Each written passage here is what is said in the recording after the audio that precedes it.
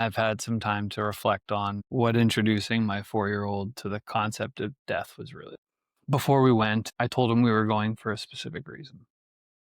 But when we got there, it was the afternoon, the day before the funeral. And it was really important to me that, not that I treated him like an adult, but my biggest concern in raising a child is that there's some level of trust there now and when he's older. So, right or wrong, I didn't want to lie to him about what we were doing there. There's something very special about a 4-year-old who can read the room and the temperature of other people.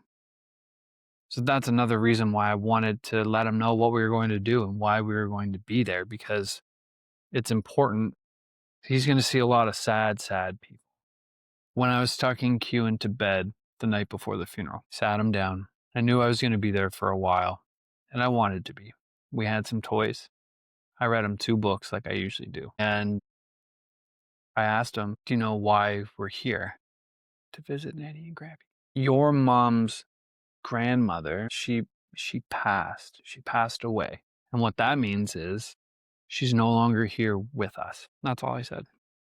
I wanted to see if he wanted to engage at all, if he was interested, or maybe Daddy just read me a book. What are you talking about? Because he is pretty seemingly empathetic.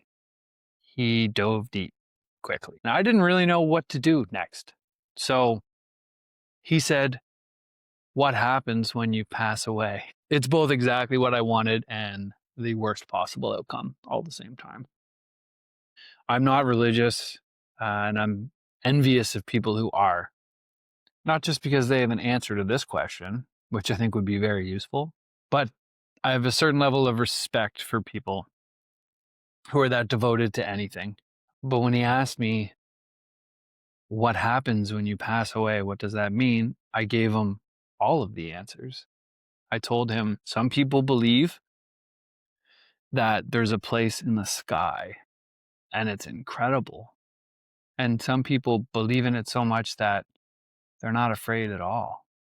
And that's what tomorrow is. It's a celebration of life.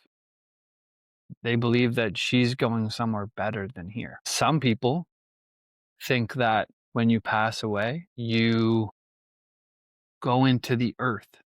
Maybe you become a tree or a flower and you contribute to this incredible world that we live on. I didn't really want to get into the idea of cremation, but my grandmother, very nature-based human being, wasn't religious. She liked the idea of, I want to be cremated.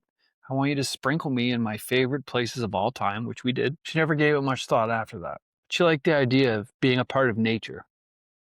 I always liked that. It felt warm and comforting to me. And because I was afraid of what he would say next, I started to talk about my grandmother. I wanted to put what I just said about people passing away, them going to a special place in the sky, or maybe returning to the earth and coming back as something that can help support life and make this earth we live on incredible. I went right into my grandmother. Tomorrow we're celebrating the life of your mom's grandmother.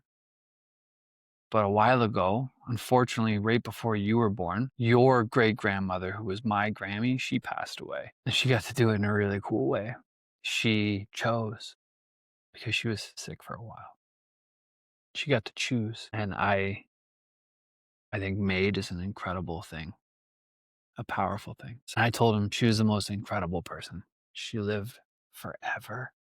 And she wanted more than most things to see both of her grandkids have children. And she got to meet my sister's oldest before she passed. But she didn't get to meet Q.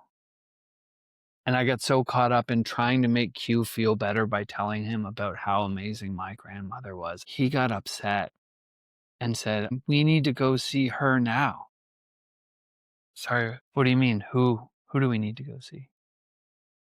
"The girl you're talking about." It was so cute. Oh my God, it was cute. I wish we could, man. But that's what happens when someone passes away. We don't get to see them the same way. We get to see them in different ways. I told him about how, when you're going to bed at night and you can't sleep, daddy tells you to think of your favorite show or movie or toys. Think about them. Envision going on some kind of journey with them. What does that look like, right? And so I got so caught up in trying to make Q feel good that I ended up making him feel worse, because the picture I was painting of this woman he never got to meet, his grampy's mom, was so appealing that he either really wanted to meet her, which was heartbreaking, or he didn't want to talk about people passing away anymore. I hugged him for probably 5 minutes and he let me. That told me everything I needed to know about our conversation. And I emphasized how important it is to understand that these things happen, and that also I don't expect him to understand any of it. But the main takeaway was, it was important that I shared that with you. I want you to know that that's what Dad's going to do. I'm going to protect you by keeping the wrong things away and the right things here. I'm going to present them to you. And I'll always let you know if I expect you to acknowledge them or abide by them or invest in them or utilize them, whatever it is, I will let you know. And for this, it was just informational. All I wanted was for you to know what we were doing, why we were doing it, and that you're probably going to see some people that are crying and a little upset. And I didn't want that to just happen and for you to wonder why. So I asked him the next morning when we were getting dressed. I said, Q, do you know where we're going this afternoon? He only heard this word a few times before in the last few days, but he said, we're going to my great Grammy's funeral. I was like, yeah, man, we are. When we got there, we were walking up and the family was lined up outside. Her immediate family could field an NFL team, like offense, defense, and special teams. There's a lot of people, and it's always overwhelming to me because my family is like less than 10 people, and everyone was in black, of course, lined up along the side of the church. And for those of you who don't know, my wife is black, and we were rolling up on this church, and Q goes, whoa, that's a lot of blackness, which is an incredibly adorable joke. It made what was about to be a very shitty, sad experience light for a moment. And it also gave me a little bit of perspective into the mind of a 4-year-old. He knew why we were there. I know he remembered our conversation. But kids are so present. Even second to second, they're so present. And that's something I think we can learn. I know we can learn from them. We need to learn that, especially millennials. We are so wired for instant dopamine hits and worrying about the future. Well, we just can't live in the present anymore. No one does it better than kids. And that's something I'm very envious of, and I'm trying to figure out how to be better at. Needless to say, we didn't make it for very long in the funeral. I had Sage and Q. Sage started to get a little vocal around 20 minutes in, so we missed over half the service, and my wife wrote an incredible speech. I was privileged enough to read it, but I didn't hear her give it. I was more worried that I wasn't going to be able to go up with her when she inevitably started to cry, but her sister was there.